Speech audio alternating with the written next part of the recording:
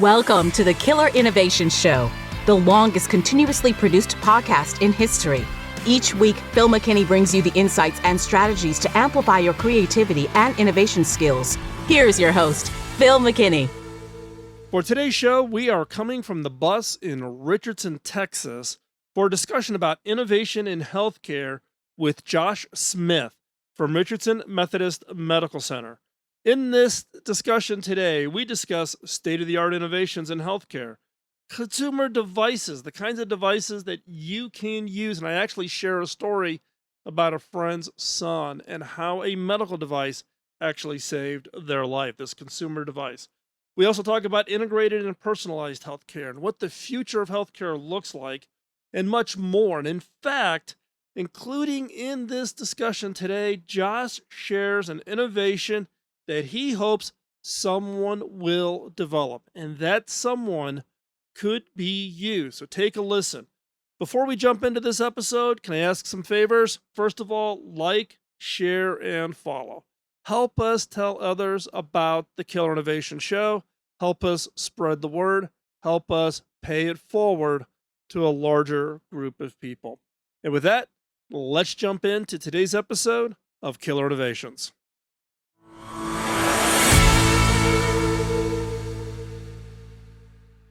So Josh, I know a lot of doctors in my background, history, family members, etc.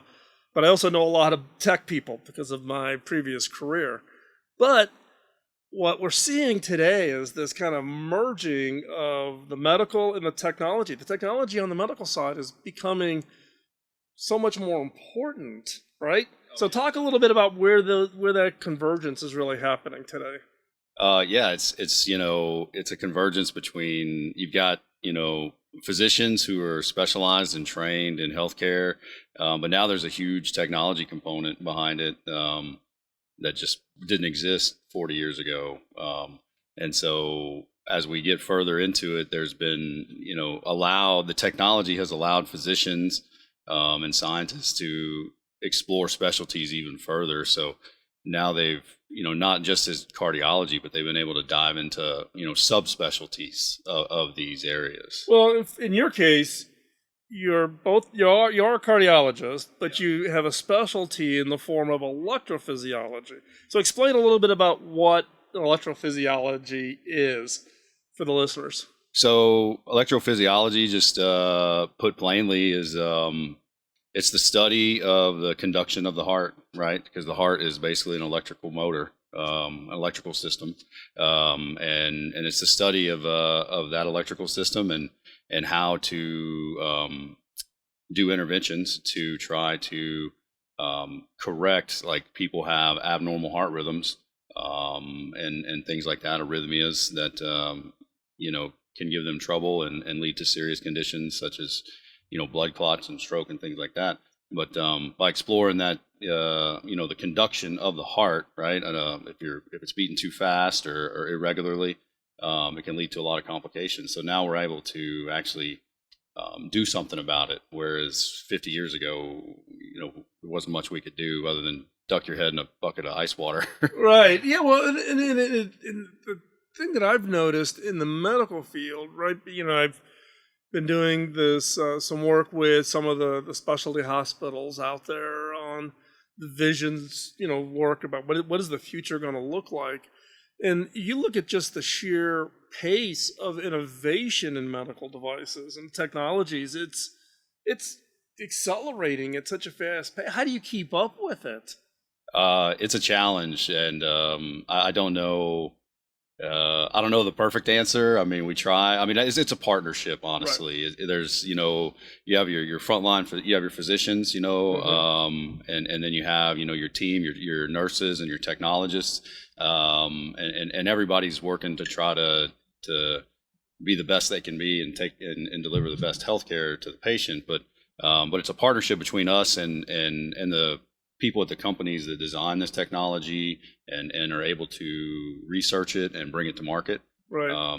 Without that partnership, I mean, we wouldn't be able to keep up at all. Right. Well, and you see a lot of these activities, the university hospitals, because they have the research side to do their work. And then you've got the device manufacturers, but then it's about changing people's lives, giving them a quality of life that just was not achievable in the past. But it's also kind of bleeding now over into consumer devices, right? So the ability for the consumer to detect, irregular heart rates is right, you're wearing, one of the Apple Watches, and we were talking, before we started the interview about this friend of mine whose son, young adult, 24, 25 years old at the time, got one of those brand new watches.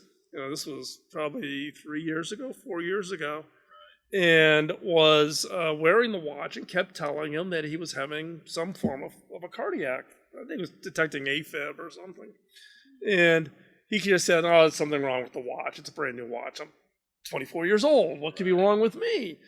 And his girlfriend finally dragged him into the emergency room, and lo and behold, he had a cardiac issue that had gone undetected. And ultimately, he ended up in intensive care with a valve replacement that saved his life. And so you think about now, but the technology that's in the watch came from bigger devices, ultimately coming from something that was more of something that you would use. Right, yeah, a simple EKG, which, thousands of those are done on a weekly basis in any hospital around the world, right? But yeah, the availability of the technology, not only to the hospitals and the physicians that are taking care of patients, but yeah, to the consumer, like you said, is it's amazing. And your friend's son, most likely, it would have gone undetected for a very long time. Best case scenario, they'd have caught it on a checkup, but most likely, it would have been until he started having problems when he was an older gentleman. Well, how many 24-year-olds go in and get their annual physical? Right. How many? We don't even like doing it, right? Right. So, why is he going to do it? Yeah. Well, and the funny, story I tell, my wife's a nurse. She spent 25 years in NICU. Mm-hmm. And people always ask about, well, it's great to have a nurse in the family. I go, it's great until the annual physical. Right. Because you can't dodge, weave, avoid it. In fact, she is in the room during the physical. Yeah, right? She wants to know everything. She wants to know everything. Exactly. And in fact, I just did my physical last week, came out with flying colors. Yeah.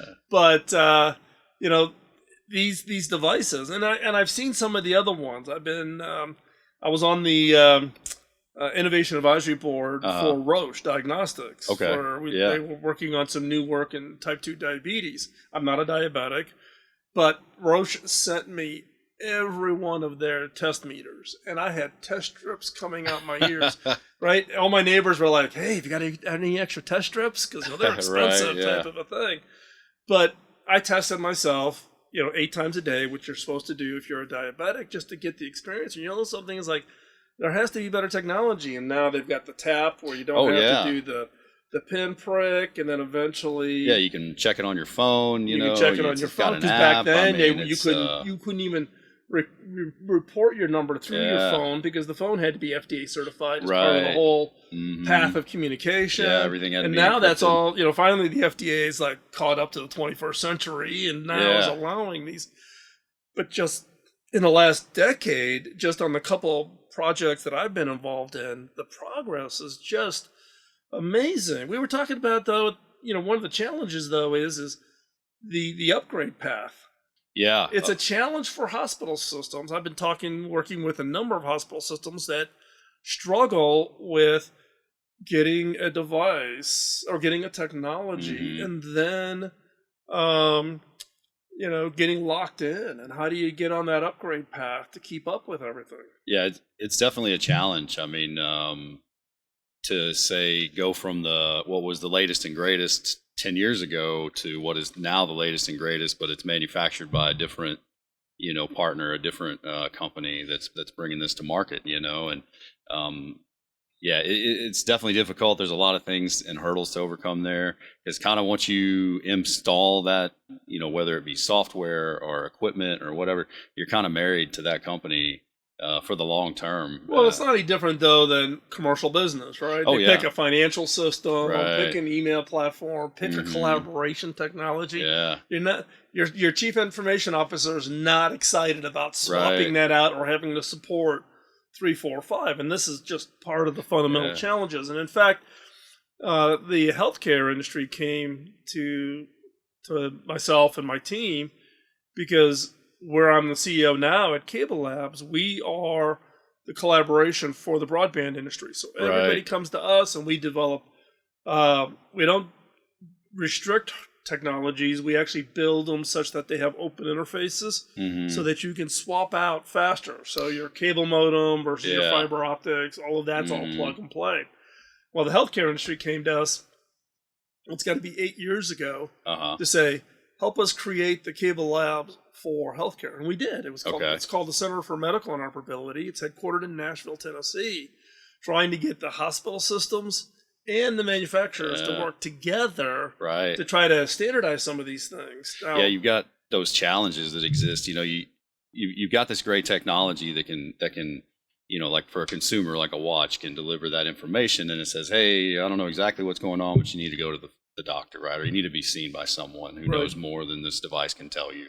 And then you get into the hospitals, and then like you've talked about how some technology, like you wear it, but it's actually constantly running, and the security behind that is a big challenge because you're trying to bring this consumer technology and the healthcare side of it and the FDA, all these parts, and we're all trying to encrypt it and protect information and everybody's privacy and everything. So it is a complicated task, and but like you said, the FDA is kind of catching up to the current times and getting on board with everything. So it's been really fantastic. And one thing that I've noticed is that the availability of information via the internet and the web, of people going out and researching, their own symptoms and things like that. Like there's a lot of people out there that, maybe they've been undiagnosed, but you shouldn't diagnose yourself, but it can lead you in the right direction, right? And say, hey, okay, maybe I should go see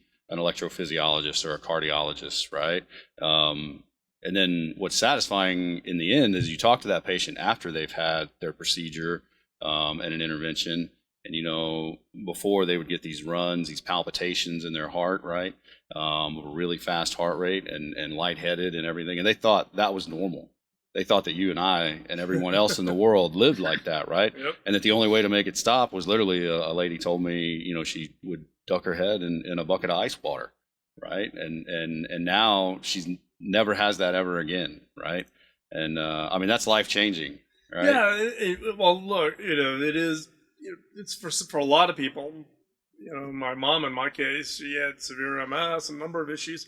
She would avoid anything to go to the doctor. Going to the doctor was like bad news versus no, they can actually do something and actually change your quality of life. You don't need the ability, and it isn't just the issues of pharmaceuticals, but really the ability to get to personalized healthcare eventually, where you can know enough about me as a patient to tailor exactly what I need versus you fit into this group of people, therefore I treat everybody in that group the exact same. Yeah, it's I mean, we're all guilty of that, right? We all don't want to go to the doctor or the dentist or whoever. Well, I don't know. Right? I have a doctor saying he doesn't like going to the doctor. I'm not a doctor. I'm a registered nurse, but I work with a lot of doctors, and we're all guilty of it. And actually, healthcare people are the worst, about taking care of going. My wife is in that category. We're like, oh, we're good. Yeah. In fact, the one thing you don't want to be growing up is a nurse's child, because unless you're like dying, you're not going to the doctor or to the ER, right? But yeah, I mean, it's for me, like, I've been a patient in a cardiac cath lab, right, here at the one that I work at. Some years ago, I was out cutting the grass and had a little awkward sensation. It wasn't pain, it wasn't discomfort, it was just something different, right there, kind of in my chest, right in the middle. And I'm like, what I know about cardiology and then, my dad and stuff like that. I'm like, should I go get it checked? And I'm like, well, let's, take an aspirin and see what happens, and And then I was like, I should go get it checked, right? So then I go down and I get it checked, and lo and behold, I'm 37, 38 years old, and I've got a blockage, and I get 2 stents, and I'm thankful that I went when I did, right? Because the long-term damage to my heart was not done, right?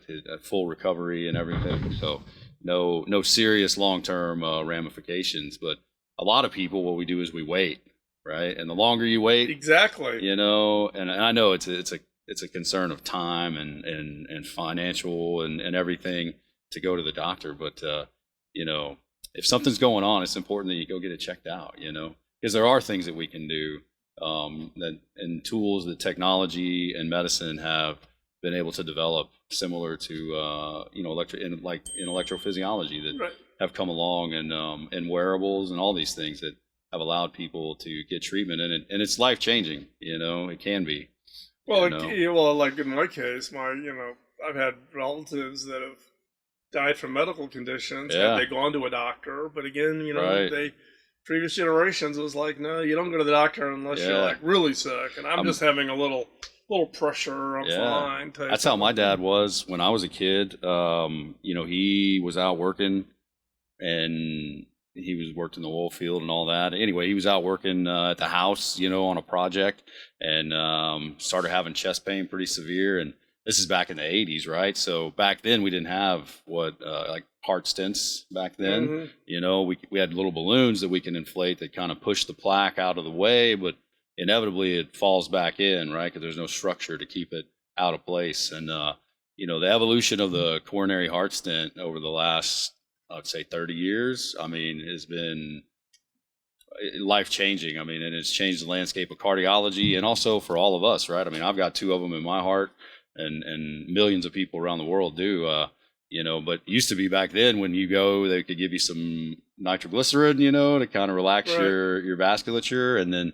they could give you, and then they would try to keep it open with that balloon, and you would be in a cath lab for hours, 6-8 hours, trying to stabilize you, and now we can go in through the use of technology, and fluoroscopy, and the things that have developed over the last 25, 30 years. I've seen some top-notch cardiologists.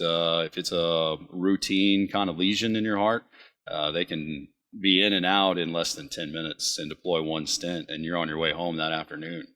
Whereas 25, 30 years ago, you're in the hospital for a week. Well, my dad was. My dad had a severe heart issue. Didn't get diagnosed until he was in his early 40s, and then suffered through it. Right, and this was back in the, starting in the early 70s type of a thing, and they kept doing the balloons and all this kinds of thing. But he'd go in for a procedure. He's in the hospital for 3-4 days before he can get home. And now you're boom, boom, boom, boom, boom. Yeah. We were. Talking before the interview on, some of the work I was doing up at Mayo. We're talking about this project that Mayo has about the hospital of the future, and et cetera. And I took my wife with me one trip up to the Mayo up in Rochester. And you look at like the research side of these hospitals. Mayo, I've been involved at Stanford, University of Chicago, NIH. In the amount of research going into these new technologies is, it swamps anything going on in Silicon Valley. Everything I always get funny, because of my previous role as the CTO at HP. Everybody thinks all innovation happens at Silicon Valley. You got to be in the Valley. That's the only place that anything real happens. Everything else is not real. Like bogus. Part of why we're sitting here in the new bus.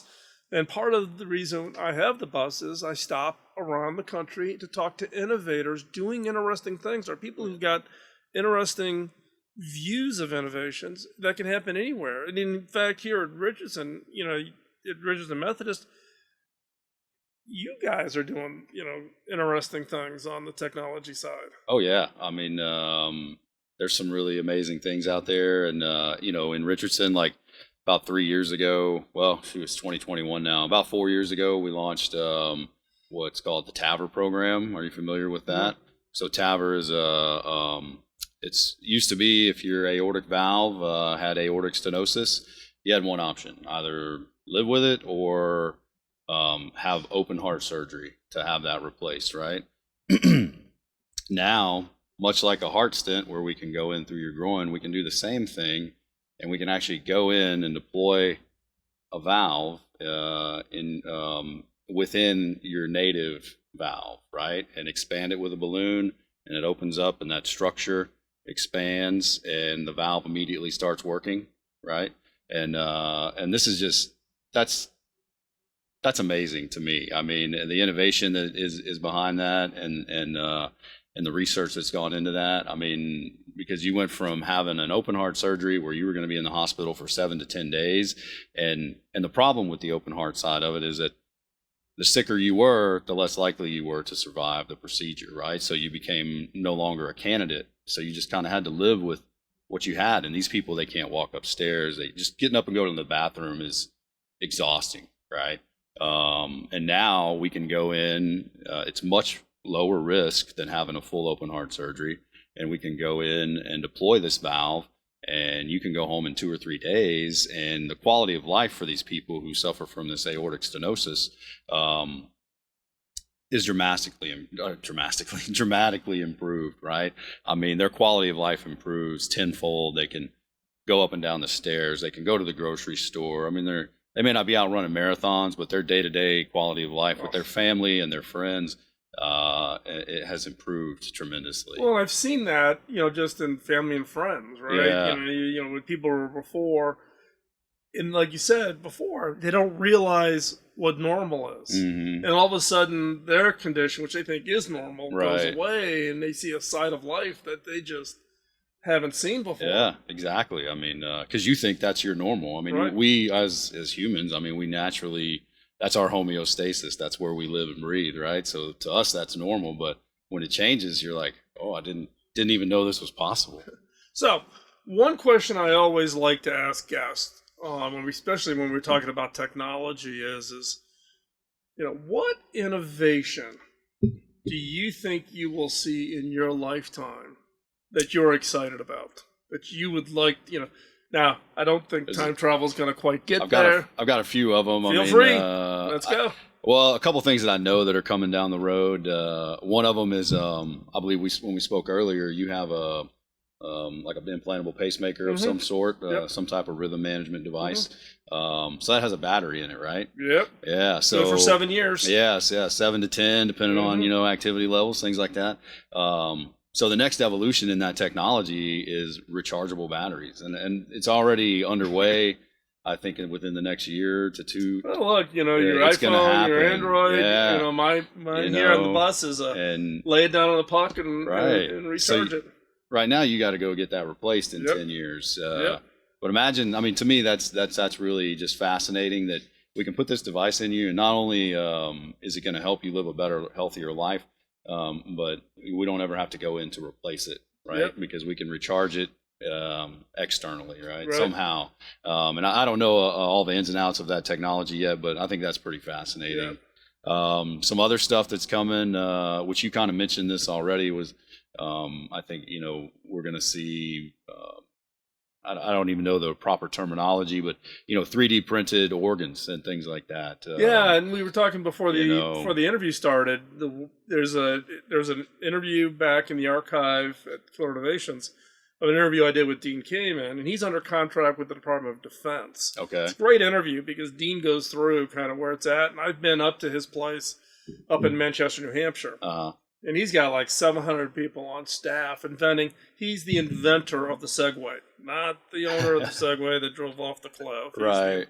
But he's done that, and peritoneal dialysis and hemodialysis, which is the new machine. Yeah. The slingshot. So the Coca-Cola machine, which allows you to pick the flavors. He's the inventor of that. But his big passion project right now is 3D printed organs for organ transplants because of the number of people that don't survive being on the organ transplant list because there are not enough organ donors. I think that's gonna change the quality of life for the entire world, right? I mean, if that becomes a reality, which I think it will, right? It's just a matter of time. Well, right now they're making great progress on the first 3D printed pancreas. Wow, that's amazing. And it's just mind blowing. Yeah. What that's going to be, but yeah, there's one that I can get pretty excited about. But yeah, there's both of those. I know I'll see those in my lifetime. The third, I mean, we hit on wearables and kind of home health and things like that. But I think that we'll get to a place where a lot of your healthcare, is going to be managed from home. Kind of tailored to you, right? Where I know it's sci-fi movie stuff, but where you go to the bathroom and it says, "Hey, Phil, you're low on this, right. Eat some more potassium or vitamin K or whatever it may be, right? And that's going to be part of your daily routine, right? But you won't even notice it, right?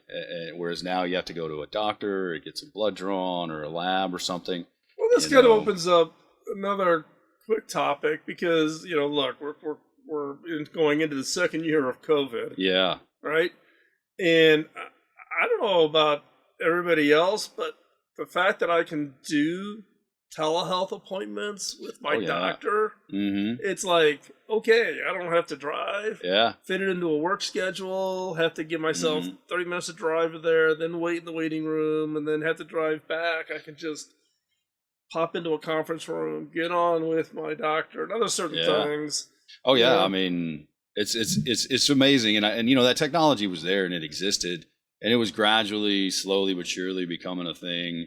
But COVID accelerated that and made it embraced much more quicker than. Well, I think this is another innovation right now. It's going to become standard where you're going to have that combined with some level of standardized medical devices, right? Yeah. So like, I'm married to a nurse, right? So we've got the blood pressure cuff and the blood ox, meters and all that kind of stuff. And my doctors always ask for those results. But it'd be nice if there was a standard interface to where everybody bought the same devices, plug it in, and it automatically loads it up into your Epic record. Yeah, and then all of your doctors that are on this, don't get me started on EMRs. Right. That's another one of proprietary platform I was gonna say, problems. Talk about proprietary stuff, and that's where a challenge is, right? Like if one, maybe you're from the West Coast and they're using the popular EMR on that side of the country is something different than what we're using here. Like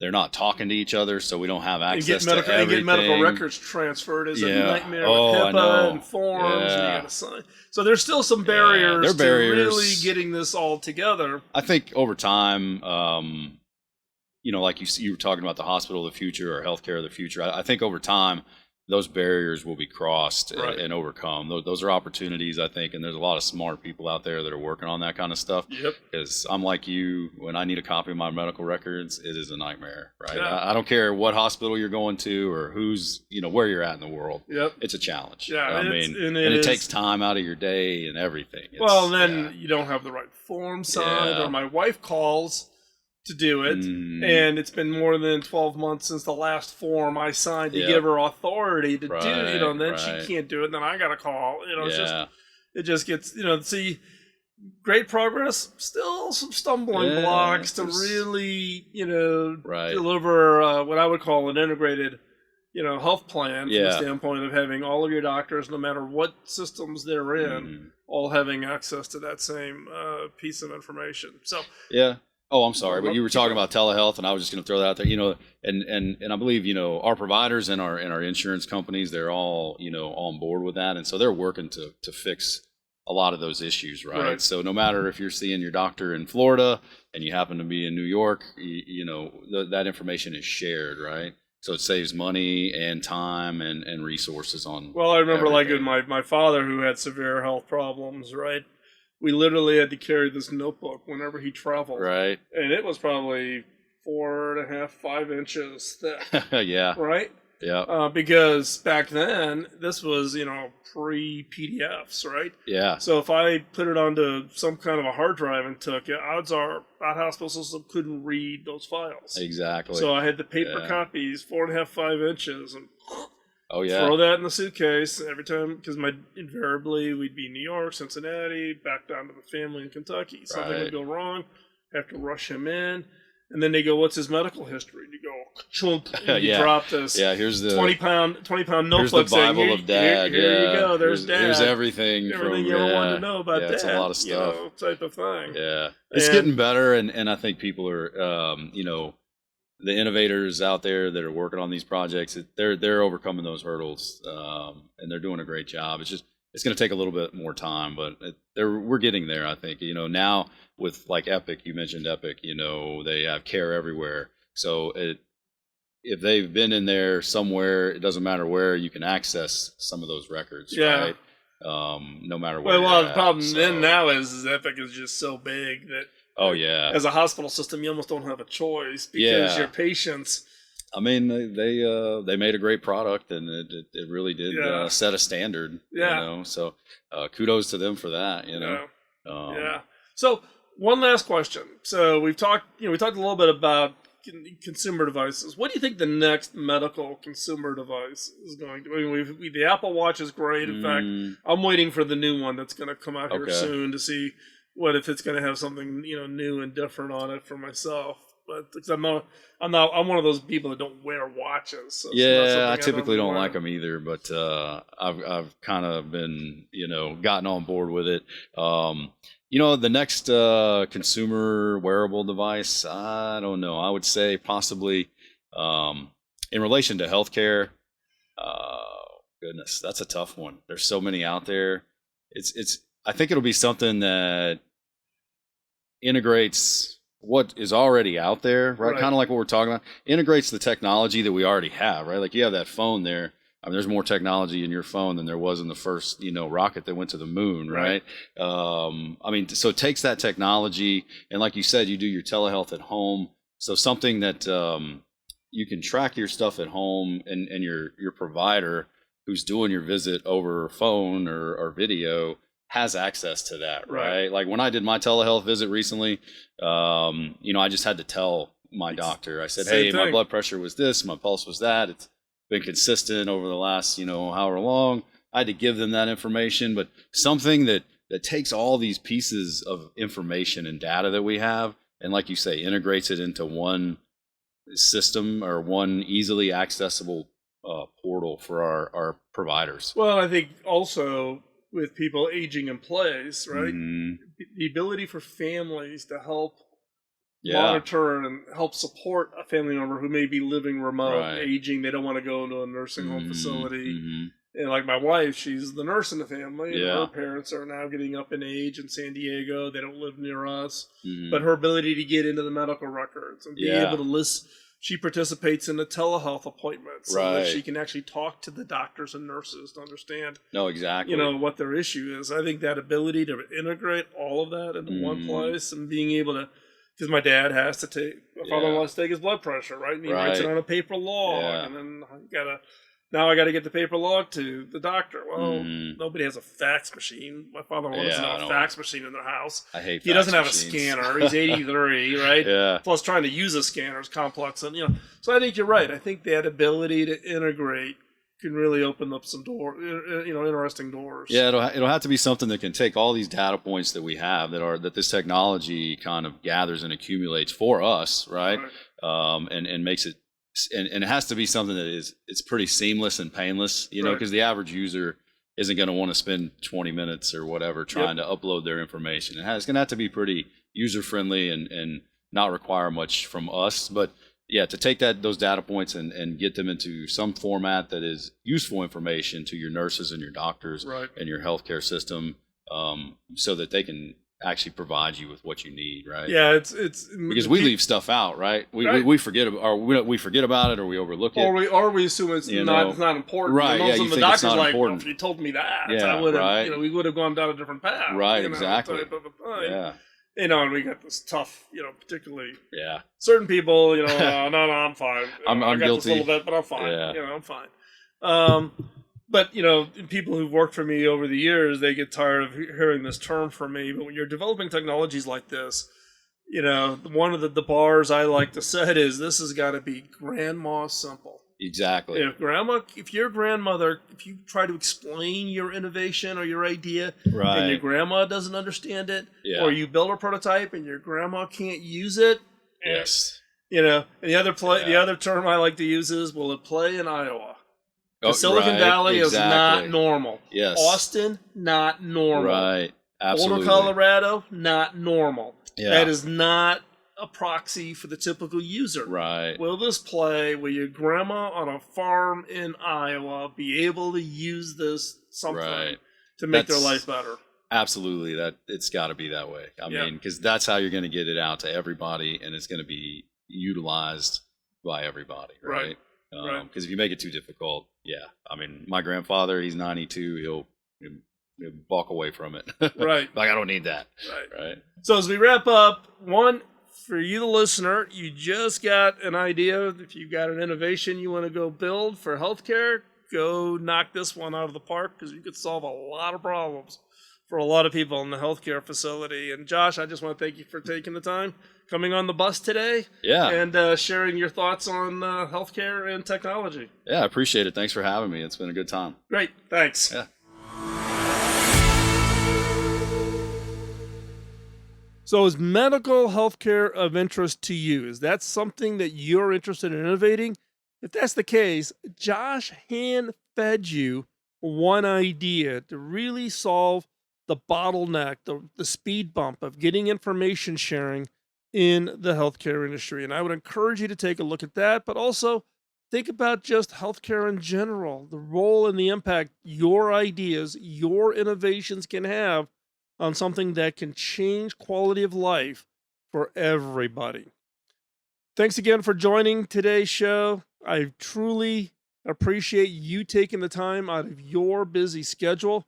We never take your time for granted, and strive to earn that investment of your time in listening to our show each and every week. If you have an idea for an upcoming guest, let me know. Phil at killerinnovations.com. We will always interested in finding guests that have interesting stories.